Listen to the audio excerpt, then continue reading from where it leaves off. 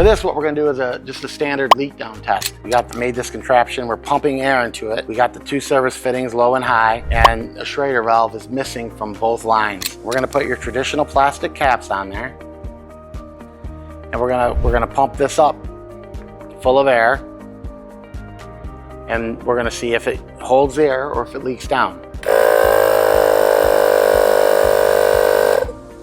51, 43, 38 pounds, 34, 33, 29.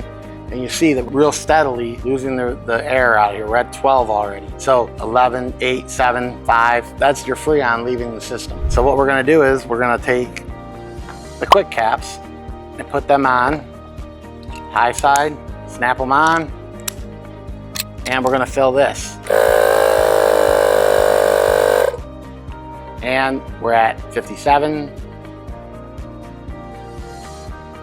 We're not losing any, there's no leak down. We're at 57, 56. Keeping the air in, which is essentially what's gonna be holding your Freon. And we'll show you here just how much it's holding. Let's release the cap.